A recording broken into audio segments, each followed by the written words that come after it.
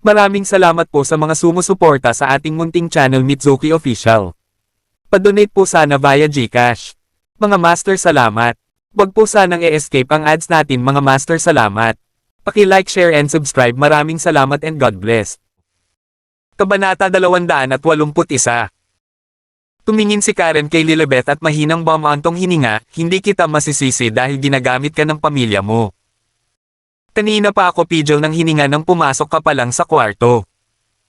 Kalahating oras na akong nakahinga. Na tinalo ang record ng mundo ng 7 minuto. At, para sa iyong kaalaman, iyon ang aking record 3 taon na ang nakakaraan. Nagulat si Lilibet at napapikit. Tungkol sa iyo, ang isang tao na hindi kailanman sumailalim sa tamang pagsasanay, ang pinakamatagal mo ay 3 minuto dahil sa iyong kasalukuyang pisikal na estado. Wala pang 10 minuto mula nang makapasok ka sa silid na ito, at maaari ko pa ring hawakan ito ng matagal. Isa pang 20 minuto. Ngayon, wala pang 2 minuto para umalis ka. Kung mananatili ka rito, malapit ka nang mamatay. Tinabi sa kanya ni Karen sa matiwasay na boses na parang wala ng buhay. Who on earth are you? Alam mo na kung ano ang gagawin ko, hindi ba? Ang mga mata ni Lilibet ay kinuna ng mga laser at apoy. Yes, we share a very similar experience. Alam ko kung ano ang iniisip mo. Sabi ni Karen habang naglalakad papunta sa bintana at iniunat ang kamay, sinusubukang buksan iyon. Huwag kang gagalaw. Tigaw ni Lilibet, kumikinang ang mga mata sa lamig. Umiling si Karen na nagsasabing, hindi ka na makakapidgel ng hininga kung hindi ko ito bubuksan ngayon. Ang gas ay kumakalat ng mas mabilis sa hangin kaysa sa inaakala mo. Bawat hindi sanay na lalaki na nagtangkang pumatay kay Karen noong nakaraan ay palaging pinipiling gumamit ng mga droga at lason.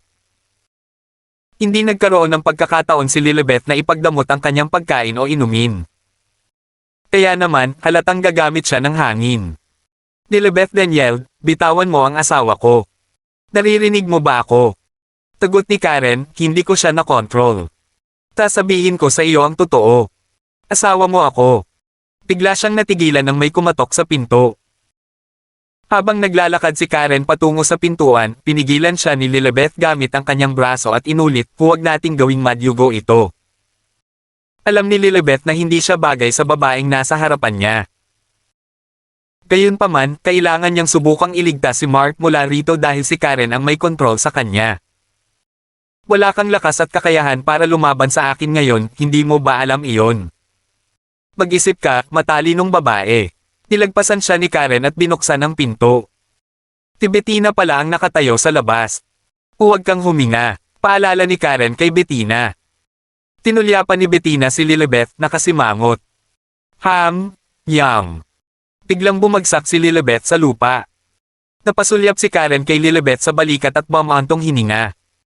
Pagkatapos ay naglakad siya patungo sa bintana at binuksan ito, pinayagan ng makamandag na gas sa labas ng silid. Yumuo si Karen, sinusuri ang mga sugat kay Lilibet. Malamang na siya ay pinahirapan ng higit sa 10 araw, ayon sa kanyang mga sugat. Hindi nakakagulat na ang kanyang mga mata ay mukhang napakabangis. Nawala na ang empatiya, mahabagin na guro. Maraming sandali ng kawalan ng pag-asa. Poor girl. Naglabas ng dagger si Karen at ginawa ng tistis ang pulso ni Lilibet. Agad na bumulwak ang lason sa sistema ni Lilibet bilang maitim na dugo. President Lee, ikaw ba ang mag-aalaga sa kanya? Tanong ni Bettina pagpasok niya sa kwarto. Tagot ni Karen, kung walang nangyari kay Marky, ako na ang bahala sa kanya. Tutal, napakalaking tulong niya kay Marky sa loob ng maraming taon. Ito ang utang ko sa kanya. Gayunpaman, dahil nasa panganib si Marky, ako don't have time to tend to her. Tsaka hindi rin niya ako papayagan na makasama siya. Matapos matiyak na lahat ng lason ay umalis sa sistema ni Lilibet, idiniin ni Karen ang sugat upang pigilan ang pagdurugo. Nagsalubong ang kilay ni Lilibet na natiling nakapikit ang mga mata. Siya ay nasa isang malalim na pagkawala ng malay. Pagod na pagod si Lilibet. Ilang araw na siyang walang tulog. Kamusta ang investigasyon? Pinuhat ni Karen si Lilibet at pinahiga sa sofa. I went to the scene and questioned Vivian. Not many clues found though. Pinadala ko na lahat ng tauhan natin para hanapin si Young Master, ulat ni Bettina. Sinabi ni Vivian kay Bettina ang tungkol sa hindi pangkaraniwang pag-uugali ni Mark at ang hindi kilalang lalaki na pumasok sa compound. Ang pagbabawas na maaari niyang gawin sa sandaling ito ay malamang na planado ang pagkidnap kay Mark. Sa madaling salita, tiyak na may ilang bakas na naiwan sa kakahuyan. Hindi malamang na kinuha ng sasakyan si Mark dahil madali itong mahuhuli ng mga spycam. Kaya naman, si Mark ay malamang na nasa kakahuyan pa rin sa paligid ng training ground ngunit nakatago sa kaibuturan. Napakaraming lakas tao ang kinailangan para masusing paghahanap sa lugar. Well, Marky should be fine. Pero, hindi maiiwasan ang torture. Malamig ang mga mata ni Karen habang nagsasalita, ihanda mo ang SUV. Papunta tayo sa kakahuyan. Nakapaghanda na, sabi ni Bettina. Inaasahan na niya ito mula nang magpalit si Karen sa kanyang camouflage uniform. Nag-aalalang tanong ni Bettina, paano si Lilibeth? Dapat ba natin siyang bitawan? Ano ang magagawa natin sa kanya kung itatago natin siya? Patayin siya. Kapag nalaman ni Marky ang tungkol dito, malalagay ako sa malubhang problema. At saka, hindi ko magagawa iyon. Sa katunayan, ang dami niyang pagkakatulad sa Leona. Dahil hindi pa interesado si Leona na makipag-date kay Marky, si Lilibeth pa rin ang gumagawa ng best candidate. Unfortunately, her family makes it impossible for her to stay with Marky. Napabuntong hininga si Karen. Wala siyang magawa tungkol dito. Sa katunayan, naisip ni Karen na hayaan sina Mark at Lilibeth na manatili. Gayunpaman, hindi pinahintulutan ng kasalukuyang sitwasyon si Karen na gawin iyon. Nag-aalala siya na baka isang araw ay papatayin ni Lilibeth si Mark sa hinaharap. Let's go. Paggising niya mamaya aalis na siya mag-isa. Lumabas ng kwarto si Karen habang nakasunod naman si Bettina sa likod niya. She then added, "She'll be fine." Alam ng pamilya niya na hindi ko siya sasaktan dahil nasa kamay nila si Marky. Hinding-hindi ko ilalagay ang buhay ni Marky sa linya. Never. Ting-sing. Narinig nila ang pagtunog ng telepono. Inilabas ni Karen ang kanyang cellphone at nakita ang pangalan ni Leona sa screen. Nawala ng tibok ang puso niya. Tinawagan ba siya ni Leona para hanapin si Mark? Malabong tumawag si Leona sa telepono para kausapin siya, hindi sa ngayon. Kinuha niya ang telepono. Ate Karen, busy ka ba? Ang malumanay na boses ni Leona ay nanggaling sa nagsalita. Oo, ako nga, sagot ni Karen at naglakad na siya palabas ng kwarto. Leona then asked, well, then. How is Marky? It has been a few days. Masyado bang mahirap para sa kanya ang training? Malamang hindi, di ba? He has inherited your good genes when it comes to stamina. Nainis lang si Leona. Gusto niyang kausapin si Mark ngunit tiyak na hindi nito dala ang cellphone nito. Kaya naman, nagpasya siyang tawagan si Karen. When Karen remained quiet, Leona questioned, Sister Karen, are you there? Is there anything wrong?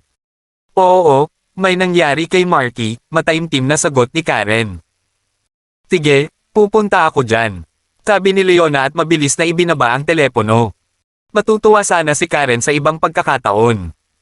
Kung tutuusin, hindi maikikaila ang pag-aalala ni Leona kay Marky. Gayunpaman, ngayong nasa panganib na ang buhay ni Mark, wala sa mood si Karen na pasayahin ito. Sumakay sina Karen at Bettina sa kotse. Ang galing ni Karen sa pagmamaneho.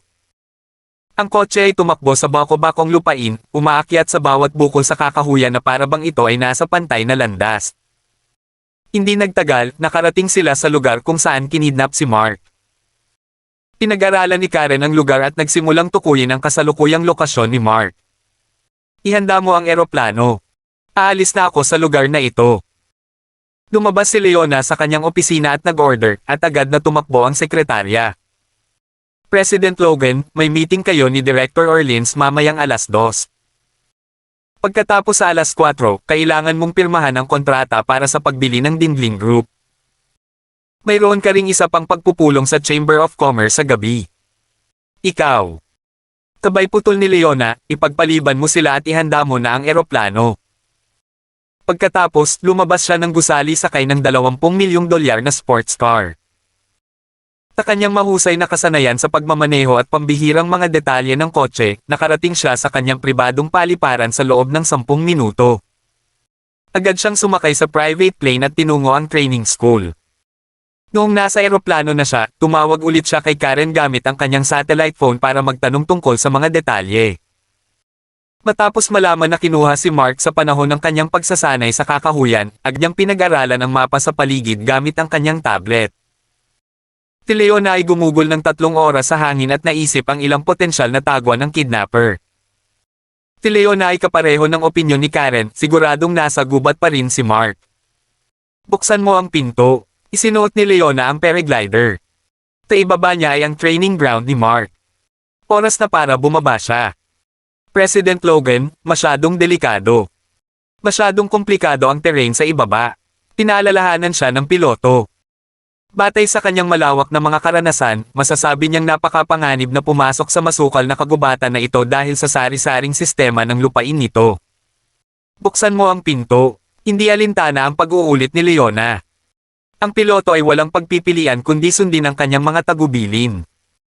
Nakaka-camouflage uniform si Leona at nasa kanya ang lahat ng kagamitan na kailangan niya bago pumunta sa kakahuyan.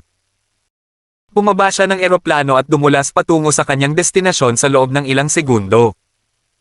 Pagkatapos ay binuksan niya ang kanyang parachute at tumpak na nakarating sa unang pinaghihinalaang lugar. Inalis ni Leona ang parachute at tumalon pababa mula sa puno. Lamingga-lingga siya sa paligid at nagsimulang hanapin si Mark. Alam niya na ang kidnapper ay nang-ahas na dukutin si Mark dito dahil ginamit niya ang komplikadong sistema ng terrain sa masukal na gubat na ito. Nanlamig ang mga mata ni Leona, kahit sino ka man, kapag may nangyari kay Marky, papatayin talaga kita. Kabanata 282. Sa silid, biglang idinilat ni Lilibet ang kanyang mga mata. Tumal siya sa sofa at nalaman niyang hindi siya patay. Bumaba ang tingin niya sa tistis na ginawa sa kanyang pulso. Malinaw na naalala ni Lilibet na nalanghap niya ang nakalalasong gas dahil hindi na siya makahinga. Sa loob ng ilang segundo, nablangko ang isip niya at nawalan na siya ng malay. Hindi niya inaasahan na hindi man lang nakahinga si Karen sa pagpasok niya sa silid. Tinabi ni Karen na kaya niyang huminga ng kalahating oras. Posible ba iyon? May kilala si Lilibet na dayuhan na kayang huminga ng 23 minuto sa ilalim ng tubig mula sa isa sa mga balitang nabasa niya noon. Ang lalaking iyon ay may hawak ng record sa mundo. Ibig sabihin mas magaling si Karen sa kanya. Hindi siya makapaniwala. Higit pa sa imahinasyon ni Lilibet ang kakayahan ni Karen. Umiling si Lilibet para pigilan ang sarili sa pag-iisip. Pagtingin niya sa paligid, wala siyang nakitang tao sa kanyang paningin. She searched the room thoroughly pero walang bakas na nakakulong si Mark dito. Napalunok siya, bumulong siya, "Hobby, nasaan ka?" Nasa kwarto si Mark, basa ang sahig at basa ang hangin. Nag-iisip siya ng paraan palabas. Lumabas na ng kwarto si Levi. Dapat niyang samantalahin ang pagkakataong ito para makatakas dito. Gayunpaman, wala siyang anumang naunang karanasan sa paglabas sa isang nakakulong na lugar. Paano siya makakaalis sa lugar na ito? Nakagapos ang magkabilang kamay niya. Nababalot ng pag-aalala ang kanyang puso. Tinubukan niyang bumangon ngunit ang sakit sa kanyang katawan ay napakasakit para hindi pansinin. Pumawag-kawag si Mark sa gilid bago itinula ang pinto. Bumalik si Levi. May hawak siyang cellphone. Sa screen ay isang kumikislap na pulang tuldok na nagpapahiwatig ng kasalukuyang lokasyon ni Lilibet. Naglagay din si Levi ng sensor sa katawan ni Lilibet para malaman ang tibok ng kanyang puso. Iminungkahi ng kumikislap na pulang tuldok na buhay pa si Lilibet. Sure enough, you dare not harm her. Alam kong nadiskubre mo na ang plano ko mula ng ilang sandali at hindi pa bumabalik si Lilibet. Pero, hindi ako natatakot sa iyo, ngayong nasa kamay ko na ang pinakamamahal mong anak. Sabi niya sa sarili niya. Ang bawat kalamnan sa mukha ni Levi ay humigpit, ang kanyang mga mata ay naninangkit na puno ng dugo. Walang paabi, binato ni Levi ng panibagong sipa ang dibdib ni Mark. Naramdaman ni Mark na nabali ang ilan sa kanyang tadyang. Marahas siyang umubo nang may tumalsik na dugo sa gilid ng bibig niya. Hawak sa sakit, tumitig sa kanya si Mark, nanlamig ang mga mata. Lumapit si Levi sa kanya at bumulong, "For your information, may pinadala na ako sa iyo. Huwag mong asahan na papatayin niya si Karen. Don't you dare lay a finger on my mother." Nag-aapoy sa galit si Mark, umalangaw-ngaw sa silid ang basag na tunog ng mga tanikala sa kanyang palso. Huwag ka nang mangarap, binata. Kahit nanay mo ang nakadina dito, hindi niya ito makakawala, lalo ka pa. Humisi si Levi, hindi ka ba interesadong malaman kung sino ang taong ito? Isang taong hindi mo maiisip. Kung papatayin mo ang nanay ko, kakatayin ko ang buong pamilya mo. Ang galit ay dumaloy sa Mark na parang lava. Si Karen ang taong higit na inalagaan ni Mark. Kung wala si Karen, si Mark ay walang iba kundi isang hamak na presensya sa mundong ito, hindi pa banggitin ang lahat ng pera at yaman na tinataglay ngayon ni Mark. Katayin mo ang buong pamilya ko. Halos hindi mo na mailigtas ang iyong sarili ngayon. Bagamat nabigo ang taong ipinadala ko sa kanya. Kapag hawak mo ang aking mga kamay, tiyak na lalapit sa akin si Karen. May ngiti sa kanyang mukha, binuksan ni Levi ang kanyang telepono at nagsimulang mag-record ng isang video. Kailangan makita ni Karen kung gaano kasaya ang anak niya na nasa kamay ko. Haha, tumawa si Levi at sinuntok si Mark sa mukha. Si Mark ay nagsimulang magsanay. Walang paraan na makayanan niya ang pang-aabuso. Muli siyang umubo ng dugo at nahimatay. Abay basura. Hindi ka man lang masusuntok. Ang walang kwentang anak ni Karen. Kumuha si Levi ng isang baso ng malamig na tubig at itinaboy ito sa mukha ni Mark. Agad siyang nagising ng malamig na tubig. Timan. Kulang pa ang saya ko. Tingnan mo ang camera. Ipakita mo sa nanay mo kung gaano mo ito kasaya. Tumawa si Levi pagkatapos niyang magsalita. Ang kasiyahan ng paghihiganti ay nagpakilig sa kanya. Dahil hindi nagtagumpay si Lilibet sa pagpatay kay Karen, kailangan niyang humanap ng ibang paraan. Pinalak niyang ipadala ang video clip na ito kay Karen para magalit at maakit siya rito. Pagkatapos, sisiguraduhin niyang hindi na magkakaroon ng pagkakataon si Karen na umalis sa silid na ito ng buhay. Ang pamamaraang ito ay nagdadala ng isang tiyak na halaga ng mga panganib.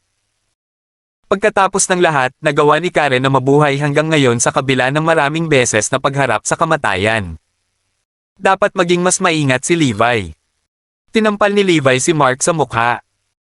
Sa gilid ng kanyang mga mata, si Mark ay sumimangot kay Levi, ang kanyang mga labi ay mahigpit na nakatatak, ang kanyang mukha ay namamanhid sa kirot.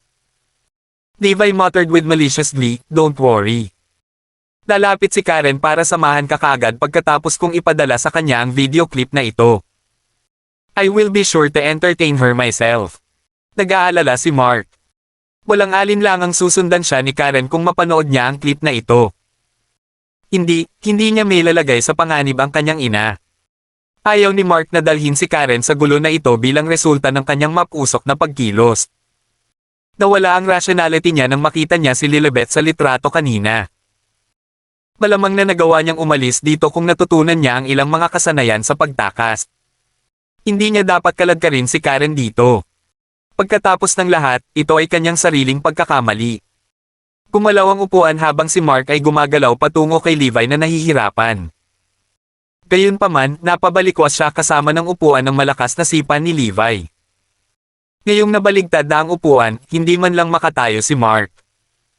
Karen, hindi na ako makapaghintay na makilala ka. Ang mga sulok ng labi ni Levi ay gumulong sa nakakadiri ng ngiti. 1 pulgada na lang ang layo ng daliri niya sa send button bago tumunog ang alarm. Umunat ang noo niya dahil ang alarm na iyon ay nagpapahiwatig na may pumasok. Imposible. There's no way she can find this place within such a short time. This is impossible. Bumibilis ang tibok ng puso ni Levi, ngunit hindi nagtagal ay napalitan ng pagngisi ang gulat sa mukha nito. He muttered, "It's okay. Now that you're here, we can start the show now." Sumigaw siya sa kanyang walkie-talkie, "Makinig ka. Dalhin mo sa akin ang taong pumasok." Umunat ang noo ni Levi. Ito ay tunog ng isang tao na ang leeg ay naputol na nagmumula sa kabilang panig. Nakakunot noo niyang sabi, ang bilis naman." Lumaki ang pagkabalisa kay Mark na parang tubig. Nandito ba si Karen? Masasabi niyang dinala siya sa isang lugar na hindi masyadong malayo sa training ground. Nakakayahan ni Karen, ilang sandali lang ay natukoy na niya ang hideout ni Levi. Bagamat tiyak na madudurog nito ang puso ni Lilibet, handa si Mark na wakasan ang sarili niyang buhay kung pagbabantaan ni Levi si Karen na gagamitin siya bilang negotiating chip. Makinig kayong lahat. Dalhin ang. Sabay-sabay na nagbago ang ekspresyon ni Levi nang marinig niya ang tunog ng mga leeg ng kanyang mga tauhan, isa-isa, sa pamamagitan ng walkie-talkie. Lumingon siya at sinulyapan si Mark.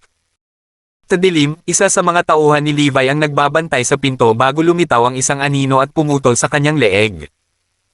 Pagkatapos ay nagpatuloy ang babae sa pakikipagsapalaran sa walang katapusang kadiliman. Siya ay maliksi at matikas sa kanyang mga galaw. Tahimik niyang pinatay ang bawat bantay ng paisa-isa na hindi nag-iiwan sa kanila ng puwang upang labanan o makipaglaban. Maya-maya, napako ang mga mata niya sa isang pinto. Ang kanyang mga karanasan ay nagsabi sa kanya na siya ay nasa tamang lugar. Mark, hindi ko akalain na ganito kabilis dadating si Karen. Sabi ni Levi sabay hawak kay Mark na nakahiga sa kwelyo at kinaladkad sa gilid. Naglabas siya ng isang espesyal na ginawang kadena at itinali ang kanyang kadena sa dingding. Nagpupumigla si Mark, sinusubukang tanggalin si Levi at ang gapos sa kanyang mga palso ngunit nagtagumpay. Huwag kang mag-alala. Katulad ko, si Karen ay nagmamayari din ng isang kumpanya ng teknolohiya sa United States. Masasabi niyang ang kadena na ito ay pinik gamit ang isang bagong natukoy na elemento sa lupa na parehong apoy at hindi tinatablan ng tubig. Ang bawat string ay may kakayahang humila ng tren na may 10 bagon. Walang magbubukas nito ng walang susi. Napahagalpak ng tawa si Levi sa tila walang kamali-mali niyang plano. Hindi niya dala ang susi at imposibleng makakuha ng tren sa bulubunduking lugar na ito. Si Mark ay nakatakdang mabulok at mamatay dito. Hindi nagtagal bago natuklasan ni Mark ang kanyang plano. He hissed without any fear in his eyes, "What do you want?" Gusto kong patay na si Karen. Pinatay niya ang 3 sa aking mga anak. Sa palagay ko ay hindi pa masyado para sa akin na patayin siya at ikaw. She would practically be stepping into hell once she's in this room. Don't worry. Hindi pa tayo tapos. Humisi si Levi at kumuha ng isa pang gamit sa bag niya. Malaki ang tiwala niya na kaya niyang patayin si Karen sa pagkakataong ito. Ang pagkakataong tulad nito ay hindi palaging kumakatok sa pinto. Dapat siyang magtagumpay. Nilagyan niya ng time bomb si Mark. Ang isang pagpindot sa remote control sa kanyang kamay ay magpapadala sa Karen at Mark sa kabilang buhay. Ito ang kanyang trump card. Hindi na siya makapaghintay pa. Kapag nandito na si Karen, kailangan muna niyang pahirapan. Kung tutusin, hindi na niya ito magagawang muli sa hinaharap. Ang mga labi ni Levi ay naging mapang-asar na pang-iinis. Narinig ni Levi ang tunog ng isang lalaki na bumagsak sa lupa. Galit siyang sumigaw, "Talagang tinutupad mo ang iyong pangalan, Karen Lee. Mas mabilis ka pa kaysa sa maharlikang puwersa. Kalimutan mo na ito. Ang pintong ito ay binubuo ng mga espesyal na metal. Hindi mo ito masisira kung wala ito. Isang susi. Kailangan ko yata tulungan kang kunin ang pinto." Lumapit si Levi at binuksan ang pinto. Tinalubong siya ng isang pares ng malamig na mga mata, kumikinang ang pagnanais ng pagnanasa ng dugo sa dilim. Come on. Kanina ka pa niya hinihintay. Sabi ni Levi habang papunta kay Mark at humahaplos sa lalamunan niya. Dahan-dahang pumasok sa kwarto ang nasa labas. Tumingin sa kanya si Levi at nakakunot ang noo niyang tanong, "How come it's you?" Natulala, nauutol na sabi ni Mark habang nakatingin sa tao, "Tita Logan." Kabanata 283. Siguradong may swerte si Leona sa kanyang panig. Naghanap lang siya ng 2 spot na pinaghihinalaan niya at may nakita siyang kakaiba sa pangalawa. Kaya naman, maingat siyang pumasok. Sa kanyang malawak na karanasan, hindi nagtagal bago siya nakarating dito. Napatingin siya kay Mark na namamaga at duguan ang mukha. Magulo siya at magulo. Hindi maiwasan ng puso niya ang kirot sa sobrang sakit nang makita siya. Gaano katagal siya pinahirapan? Ilang suntok at sipa na ba ang tiniis niya? She glared at Levi, her eyes sparkling with fierceness, "Bitiwan mo siya." Labis na naantig si Mark sa hitsura ni Leona. Sa kabila ng malayong distansya, mula sa Central City siya pumunta dito para hanapin siya. Nagulat, naisip ni Mark na siya ay nangangarap ng gising. Mahina siyang tumawag, "Tita Logan."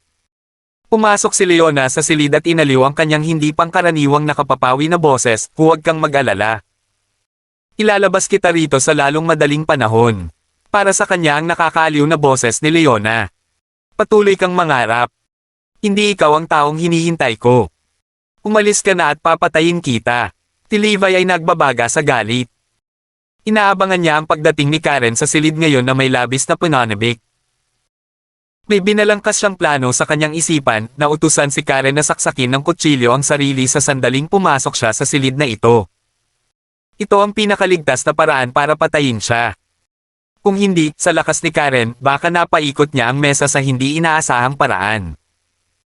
Ang kanyang lakas ay lubhang mababawasan kung siya ay utusan na saktan ng kanyang sarili. Ito ay magbibigay kay Levi ng mataas na kamay upang patayin siya. Higit pa rito, isip pa ni Levi ang mga paraan para pahirapan si Karen para lumuhad ito sa harap niya at yumukod sa kanya. Ang hindi inaasahang hitsura ni Leona, gayunpaman, ay sumire sa lahat ng kanyang mga plano. Nais niyang kunin kaagad ang buhay ni Leona, ngunit alam niya kung sino ito. Alam niya na ang lakas ni Leona ay medyo malapit kay Karen, sa makatuwid, magiging napakahirap para sa kanya na patayin siya. Sa totoo lang, ang dalawa sa kanila ay malamang na mauwi sa matinding pinsala kung magkakaroon ng away sa pagitan nila. Hindi nilayo ni Levi na gawing mas komplikado ang sitwasyon tulad ng dati. He bellowed, "Hindi mo ba ako narinig? Umalis ka na." Dahan-dahang inulit ni Leona, binibigyang diin ang bawat salita, bitawan mo siya. Isang ideya ang sumagi sa isip ni Levi, Well, since nandito ka, baka pwede muna tayong magsaya bago dumating si Karen. You can help to kill my boredom. Tiyak na hindi madali para kay Leona na mahanap ang kanyang daan dito. Isa pa, mag-isa siyang pumunta dito. Iminungkahi ng lahat ng ito na labis na nagmamalasakit si Leona kay Mark. Naalala ni Levi na si Karen ay nagkaroon ng napakalapit na relasyon kay Leona. Malinaw niyang naalala na palaging tinatawag ni Leona si Karen bilang Sister Karen. Anong gusto mo? Sumibaw lang galit kay Mark. Nakita niya ang mapait na ngisi kay Levi habang inilabas niya ang isang punyal at inihagis kay Leona. Halika na. Alam mo naman ang ibig kong sabihin, di ba? Inisyan siya ni Levi. Napatingin si Leona sa punyal sa lupa. Are you acting dumb? Simple lang. Kung gusto mong bitawan ko siya, saksakin mo ang sarili mo ng 3 beses, at papakawalan ko siya. Palihim na sabi ni Levi. What's wrong? You're not doing it.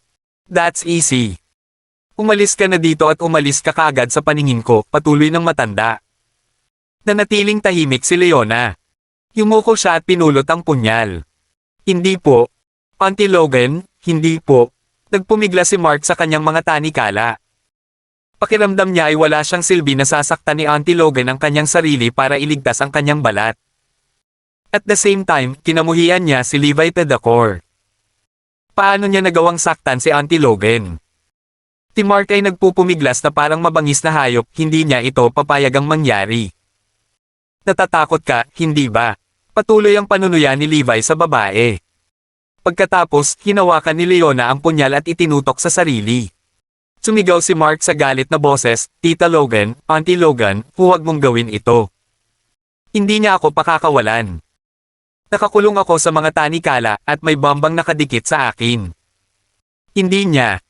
Isang malakas na sipa ang ibinigay ni Levi kay Mark. Nagdere si Mark ng kaunting dugo at lubos na naubos ang enerhiya. Ngunit sumigaw pa rin siya, Tita Logan, huwag. Tumigil ka. Huwag mo siyang hawakan. Huwag mo siyang hawakan. Namula ang mga mata ni Leona at namamaos ang malamyos na boses. Umisi si Levi, sure. 3 saksak, at bibitawan ko na siya. Ano sa tingin mo? 3 saksak lang, ang dali. Let's start. Hindi po, Auntie Logan. Muling nagpumigla si Mark. Masyado siyang inutil. Pagbabayaran ba ni Auntie Logan ang kanyang impulsive action? Marky, basta may pagkakataon, dapat ilabas kita. Naging malumanay na naman ang boses ni Leona habang ginagalaw ang kamay.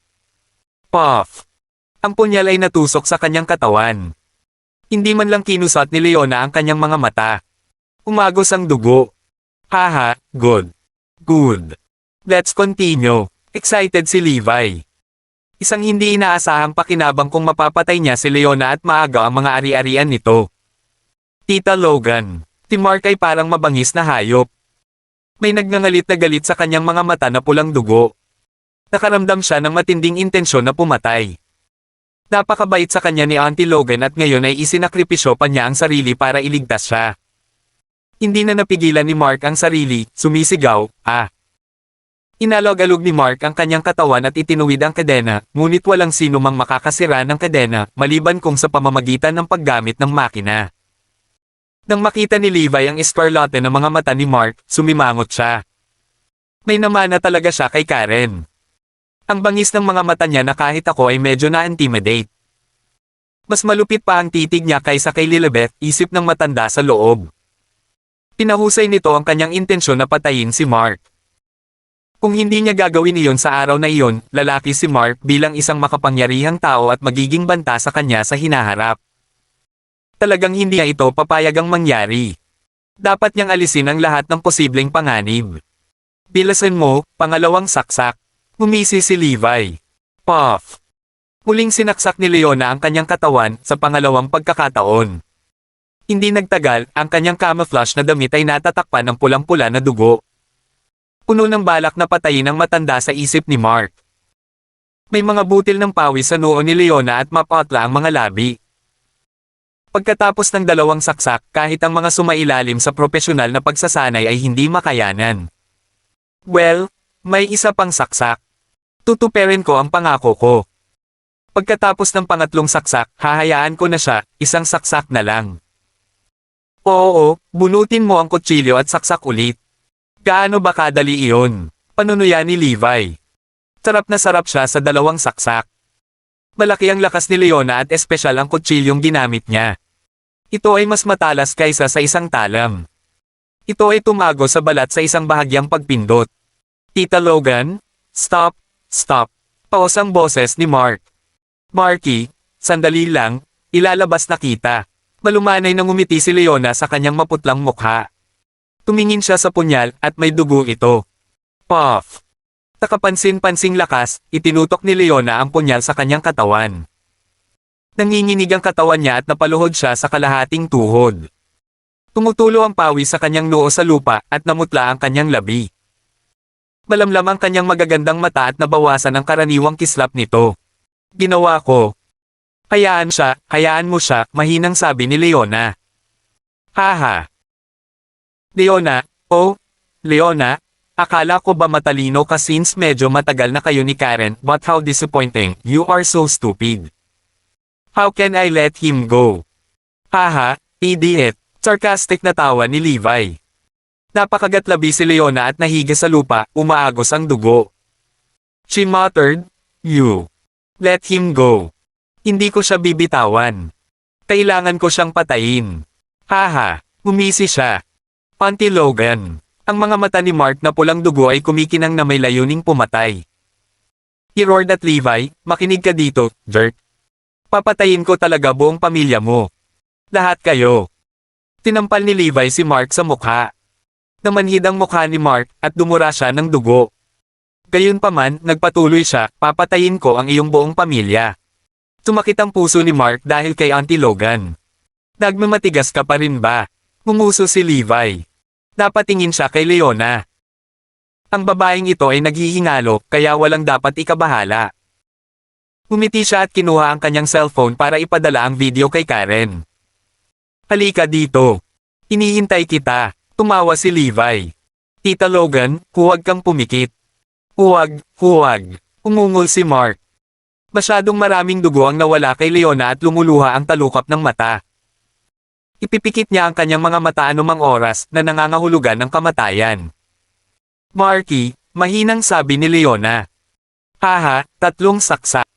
Tama na iyon para duguan siya hanggang mamatay. Leona Logan, you can rest in peace now.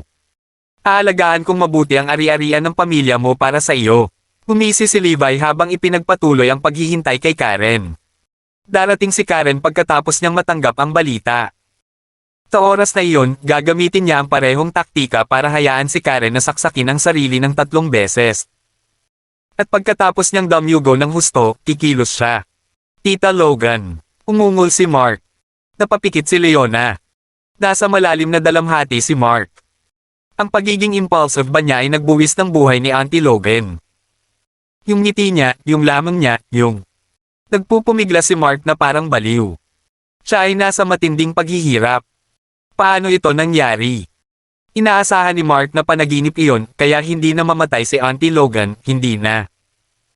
Naisip ni Mark ang unang pagkikita nila at kung gaano kahanga-hanga si Leona noon. Siya ay may napakalaking kayamanan, ngunit ibinigay niya ang kanyang buhay para sa kanya. Siya. Naging basa ang mga mata ni Mark. Tinampal ulit siya ni Levi, behave yourself.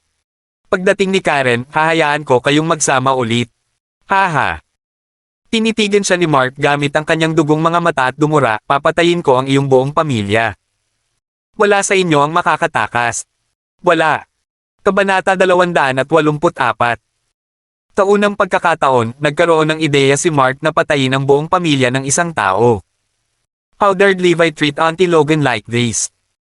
Ang puso ni Mark ay malungkot at makit, at ito ay naging matinding galit. Tinubukan ni Mark na tumakas, ngunit mahigpit ang kadena. Pinilit ni Mark na tanggalin ang kadena, pinadalhan sila ng pag-indayog na parang dragon. Pinilit ni Levi si Mark na maging walang awa. Ngumisi si Levi. Inaasahan niyang darating si Karen. Ito ay isang hindi inaasahang ngunit kasiya siyang sorpresa. When Leona met her ends, her company would then soon be his, haha. Naramdaman ni Levi na maganda ang ginawa niya. Pinatay niya ang kanyang kaaway at kinumpiske pa ang ari-arian nito. Tinabi niya kay Mark, haha, boy, kalimutan mo na, imposibleng makatakas ka. Sabihin ko sa iyo, tiyak na mamamatay ka ngayon, ngunit bago ka mamatay, hahayaan muna kitang masaksihan kung paano pahihirapan si Karen sa kamatayan sa akin. Malamig na tumawa si Levi, nasaksihan mo kung paano namatay si Leona. It was pretty exciting, di ba?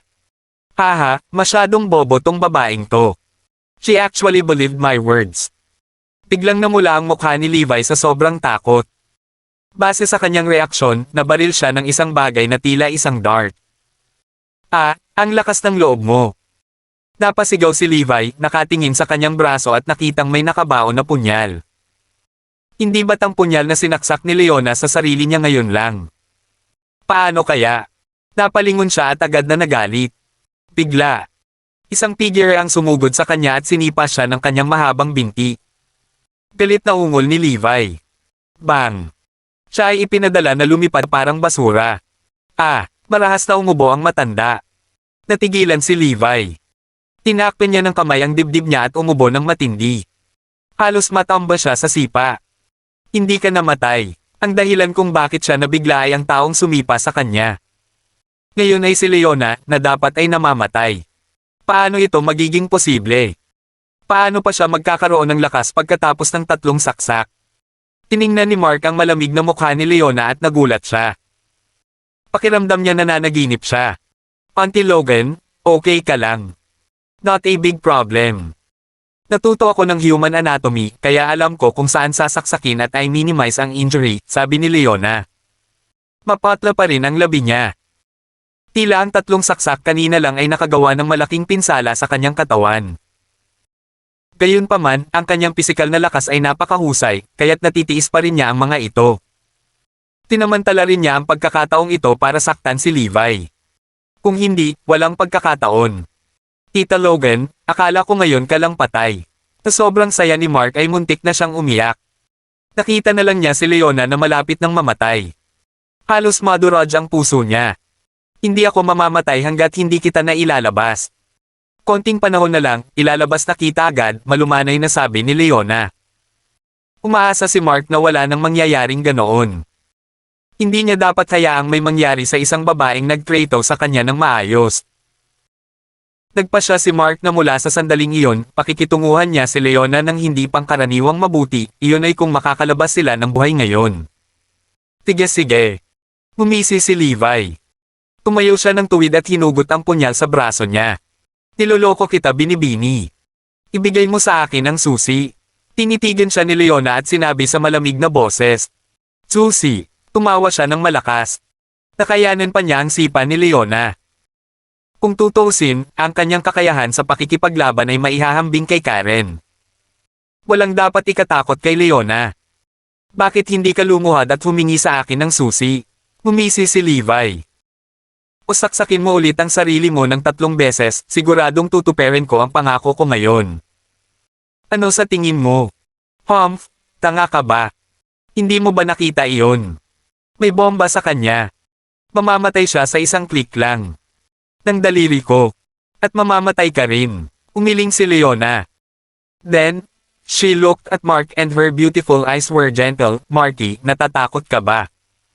Tita Logan, hindi ako natatakot. Siguradong hindi natatakot si Mark.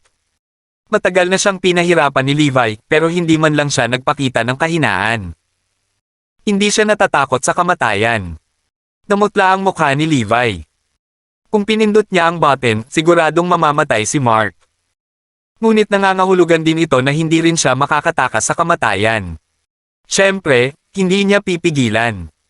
Pumunta si Leona sa gilid ni Mark at kumuha ng mga gamit para tanggalin ang bomba. Naramdaman ni Mark na ang ganda talaga ni Leona sa partikular na sandaling iyon, may pawis sa noo at namumutla ang mga labi pero seryoso ang suot nitong magagandang mata. Noon pa man ay iniisip ni Mark na maganda si Leona, ngunit mas lalo siyang gumanda noong araw na iyon. Nawala nang masabi si Mark. Tita Logan. Well, don't be afraid. I will remove the bomb now. Hindi niya pinindot ang button. Nagpatuloy si Leona. Pamilyar siya sa ganitong uri ng bomba. Marami siyang karanasan sa pag-alis ng bomba. Siya ay nagtatrabaho sa mabilis na bilis at nakita ni Mark ang isang komplikadong uri ng mga wire. Natarante si Mark na nakatingin lang dito. Natatakot ka ba? Napangiti si Leona. Napakahusay niyang kontrolin ang kanyang emosyon kaya't siya ay nagpakita ng kalmado kahit sa ganoong sitwasyon. Umiling si Mark, paano kaya siya? Sa sandaling ito, gusto niya talagang tulungan si Leona na panasan ang kanyang pawis, ngunit ang kanyang mga kamay ay nakagapos. Malungkot ang mukha ni Levi. Tinatanggal ni Leona ang bombang personal niyang inayos ng napakatahimik. Ano sa tingin niya ang ginagawa niya? Gumawa siya ng ilang hakbang, nagmamadaling umalis ngayon. Kung hindi, nasa panganib siya pagdating ni Karen mamaya. Aalis ka na. Tinabi ko bang pwede kang pumunta? Biglang nanlamig ang magagandang mata ni Leona at tumayo siya. I am also a combat master. Hindi ko man lang matalo ang babaeng nawala ng maraming dugo. Humisi siya sa loob-loob. Inilabas niya ang isang matalim na punyal sa kanyang baywang at pilit na sinugod patungo sa kanya. Tinipa siya ni Leona gamit ang mahahabang binti. Nasangkot ang dalawa sa matinding away. Nagala si Mark kay Leona dahil may mga sugat ito sa katawan. Baka hindi siya ang kalaban ni Levi. Nakikita ni Mark na lumalaki ang kanyang mga sugat sa bawat sipa at umaagos ang dugo mula sa mga ito. Parang papel ang mukha ni Leona. Bigla namang ngumisi si Levi, masyado kang kumpiyansa. Tinusok ng punyal niya ang balikat ni Leona at tumalsik ang dugo, ngunit hindi nakasimangot si Leona. Tinamantala niya ang pagkakataong ito para suntukin ang matanda sa dibdib. Nagulat si Levi at napaatras, at nabali ang dalawa niyang tadyang. Dalawang bagay ang iyong nakalimutan. Ikaw ay may karanasan, ako rin. Ngunit ako ay bata, at ikaw ay matanda na. Sabi ni Leona sabay hampas ulit ng mahahabang binti. Si Levi ay tinataboy na parang basura. Dumura siya ng isang bibig ng dugo at nanginginig ang buong katawan. Sa katunayan, si Leona ay nasa pinakamalakas na yugto ng kanyang buhay, habang si Levi ay 60 taong gulang na. Laging malakas ang suntok ng kabataan, at ganoon pa rin sa sandaling iyon. Kung gusto mong maghiganti, deal it with us. Pero ang pananakot sa amin ni Marky at pagpapahirap sa kanya ay isang bagay na hindi ko matitiis. Blonde ka ang mukha ni Leona habang nagsasalita, saka siya umakbay. Ang galing ni Leona sa pakikipaglaban. Tinipa niya ulit. Tigaw ni Levi habang patalikod. Naglabas din si Leona ng punyal sa kanyang baywang. Nag-aaway silang dalawa gamit ang mga punyal. Nasilaw si Mark. Outstanding ang laban ni Leona, ang bawat galaw niya ay planado at walang pag-aalinlangan. Nagulat ni Levi dahil ang punyal ni Leona ay nasaksak na sa kanyang katawan. Ang susi, malamig na sabi ni Leona. Napahigis si Levi sa lupa at marami ring dugo sa katawan niya. Mabangis niyang sinubukang tumayo, ngunit muli siyang sinaksak ni Leona. Bumaon ang punyal sa hita ni Levi. Si Levi ay nagbigay ng hapis. Hindi niya inaasahan na ang isang babaeng nasugatan ay magkakaroon pa rin ng ganoon kalakas na kakayahan sa pakikipaglaban. Bitawan mo ako, kung hindi, lahat tayo ay mamamatay ngayon. Umungol si Levi habang inabot niya para pinindot ang pindutan ng bomba. Mabilis ang isip ni Leona. Inugot na niya ang punyal at itinusok sa pulso ni Levi. Ang kanyang mga buto ay nabali at ang kanyang kamay ay ipinako sa lupa ng punyal. Nanlaki ang mga mata niya at naluluha na siya sa sobrang sakit ngunit nagawa pa rin niyang pinindot ang butones niya. Daliri, at nagsimula ang countdown ng 1 minuto. Haha, sabay tayong mamatay. Pilit na bumangon si Levi at hinaila ang kamay sa lupa. Siya ay malubhang nasugatan, ngunit may isang masayang ngiti sa kanyang mukha. Ang lakas ni Leona ay lampas sa kanyang inaasahan. Ang pag-activate ng bomba ang tanging pagpipilian niya. Tinipa muli ni Leona ang matanda gamit ang kanyang mahabang paa. Napasigaw siya sa sobrang takot at lumipad palabas. Walang pag-aalinlangan, tumakbo siya kay Mark at tinitigan ang bomba sa katawan ni Mark. Lahat ng wire ay nalantad niya ngayon, ngunit alin ang eksaktong iyon. Nag-alinlangan si Leona. Haha, go to hell. Kayong dalawa. Tinakpin ni Levi ng kamay ang dibdib niya at padubog na lumabas ng kwarto. Natahimik si Leona at tuluyang nakapagdesisyon. Kinuha niya ang gunting at sinabing, Marky, huwag kang matakot. Hindi ako takot. Naramdaman ni Mark na kung mamatay sila, makokonsensya siya sa kanya dahil siya ang dahilan ng pagkamatay ni Leona. Maaaring nasa Central City siya, tinatamasa ang isang mapayapang buhay. Ang gunting ni Leona ay umabot sa isang alambre at ang pawis sa kanyang noo ay tumulo sa lupa. Huminga siya ng malalim at pinutol ito ng malakas. Basag. Naputol ang wire na pinili niya. Kabanata 285. Napabuntong hininga si Mark. Huminto ang numero sa bomba. Nakuha ni Leona ang tamang wire. Nakahinga ng maluwag si Mark. Pinunasan ni Leona ang kanyang pawis at ngumiti gamit ang mapupula nitong labi, sa kabutihang palad, tayo. Nakuha ang tama. Kinakabahan talaga siya ngayon, to the point na halos tumigil na sa pagtibok ang puso niya. Hindi siya kakabahan kung ang maling pagpili niya ay magdadala lamang sa sarili niyang kamatayan. Gayunpaman, aabutin din nito ang buhay ni Mark. Kung pinili niya ang maling wire at hindi sinasadyang napatay si Mark, si Leona ay labis na magsisisi sa kanya. Nagtaas ng kamay si Leona para panasan ang pawis ni Mark. Naantig siya sa paglalamang ni Leona. Napakabait ng babaeng ito sa kanya. Auntie Logan. Auntie Logan. Biglang napasigaw si Mark sa sobrang takot. Biglang bumaba ang kamay ni Leona. Masyado siyang kinakabahan ngayon lang at nawalan siya ng maraming dugo na nagresulta sa kanyang biglaang pagkakoma. Bumagsak si Leona at nahiga sa basang lupa, nakapikit ang mga mata. Tumingin siya. Napakahina at namumutla. Umungol si Mark na parang baliw at nakakulong pa rin siya ng kadena. Auntie Logan, Auntie Logan. Matagal na sigaw ni Mark at namamaos ang lalamunan. Biglang may tumakbo mula sa labas. Marky. Nanay. Nang matanggap ni Karen ang video mula kay Levi, agad niyang hiniling kay Bettina na subaybayan ang lokasyon ng nagpadala at hindi nagtagal ay nalaman niya ang lugar. Nang lumapit siya at narinig ang nakakasakit ng pusong sigaw ng kanyang anak, lubos na natigilan si Karen. Nay, nahimatay si Auntie Logan. Pilasan mo at iligtas mo siya. Nag-aalalang sabi ni Mark sa garalgal na boses. Mabilis na tinulungan ni Karen si Leona na makatayo. Nang makita niya ang napakaraming sugat sa katawan ni Leona, nakaramdam siya ng pagkabalisa. Nakakatuwang babae. Nay, mamamatay ba si Auntie Logan? Labis na kinabahan si Mark. Kung namatay si Auntie Logan, Mark, magiging lungkot. Hindi niya gagawin, ang pisikal na kalusugan ni Leona ay napakabuti. Ngunit marahil ay kailangan niyang magpahinga ng 1 taon upang ganap na gumaling. Gaya ng sinasabi ni Karen, naglabas siya ng isang bote ng likido at itinurok ito kay Leona gamit ang isang syringe. Maaaring maibsan ng likido ang sakit ni Leona at mapunan ang nutrisyon na kailangan ng katawan. Maaari rin itong ihinto ang pagdurugo. Buong-buo ang ginhawa ni Mark matapos niyang marinig ang mga salita ng pagtiyak Karen, ngunit nang mapunta ang mga mata niya kay Leona na nakoma, nakaramdam siya ng matinding sama ng loob.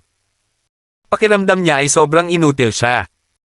I must become a combat master para hindi ko nahahayaang masaktan pa ang babaeng nagmamalasakit sa akin. Mariin niyang naisip sa sarili.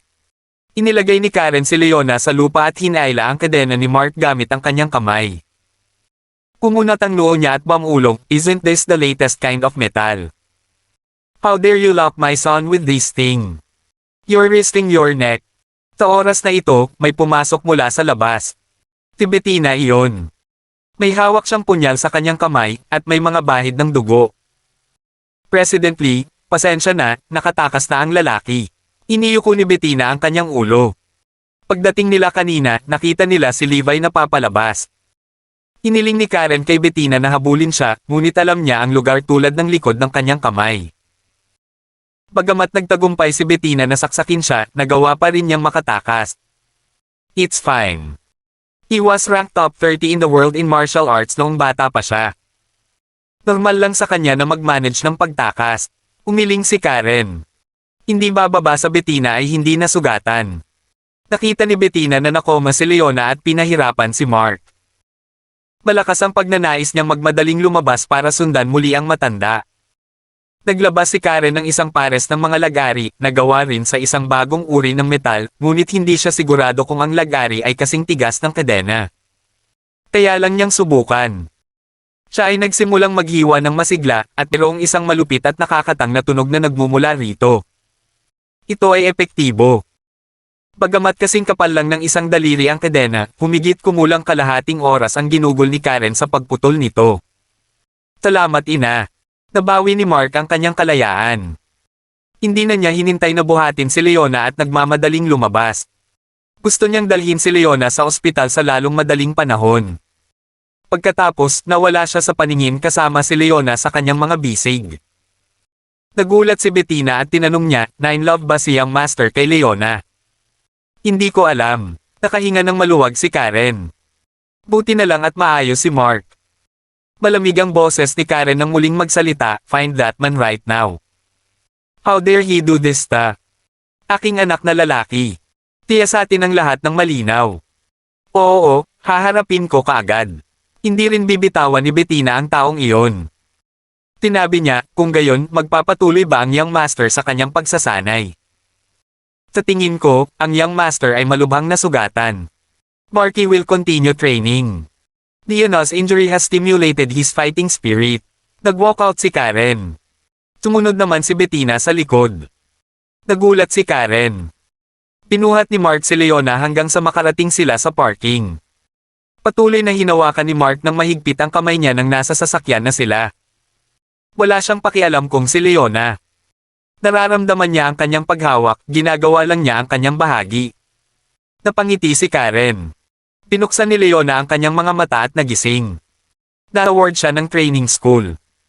Ang paaralan ay nilagyan ng pinakamahusay na mga doktor kung sakaling magkaroon ng emergency. "Leona, kumusta ang pakiramdam mo?" Nakangiting lumapit si Karen. Ramdam na ramdam pa rin ni Leona ang sakit, bagamat ang mga sugat ng punyal ay natahi lahat na walang naiwan na anumang galos. "Not bad. Nasaan si Marky? Kamusta na siya?" Nag-aalala si Leona. Bago siya bumagsak, napansin na niya na si Mark ay malubhang nasugatan. Nagsimula na siya sa kanyang pagsasanay kahapon. Halika at tingnan mo." Pumunta si Karen sa bintana at binuksan ang mga kurtina. Bumangon si Leona sa kama at naglakad din. Nakita niyang sinasanay ni Mark ang kanyang tibay sa training ground.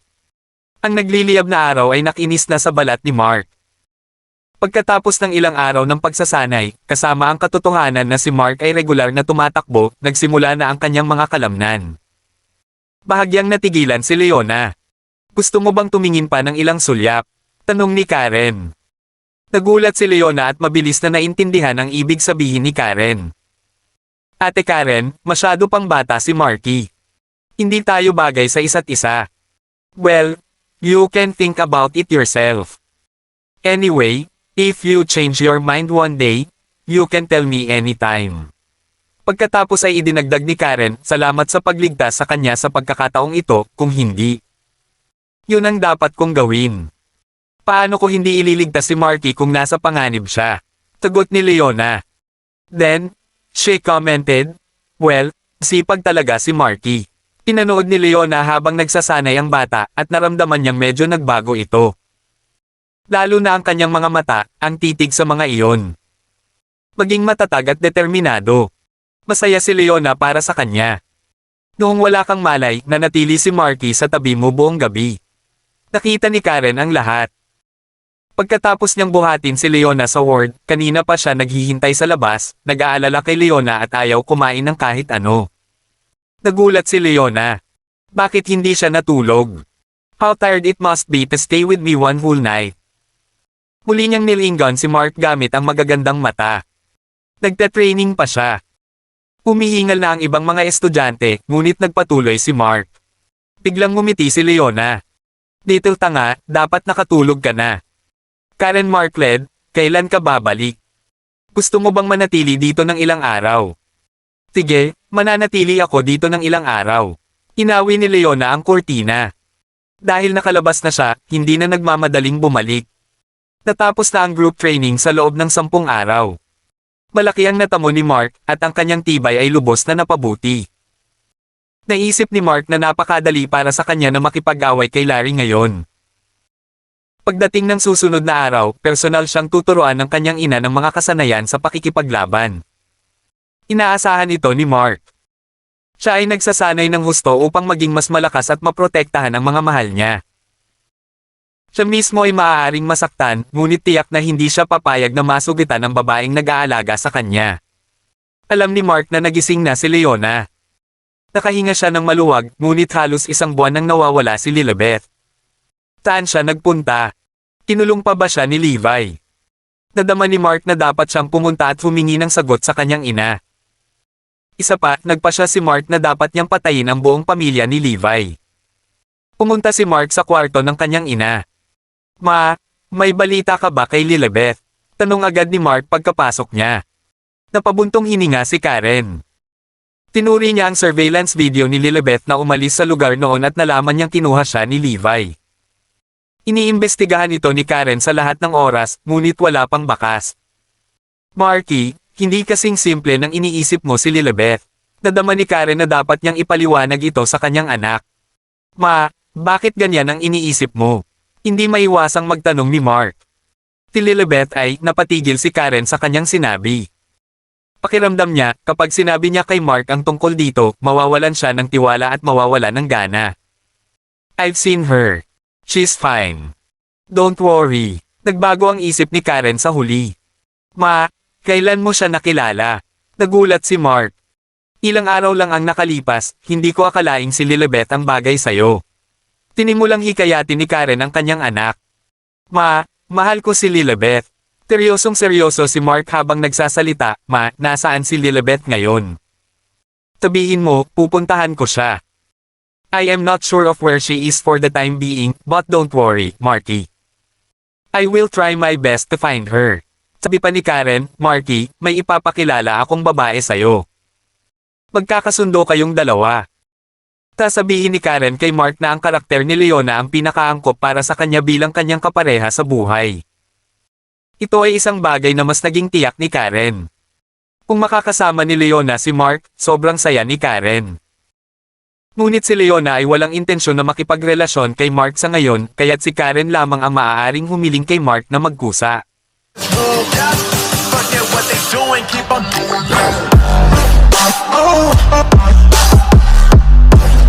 Oh,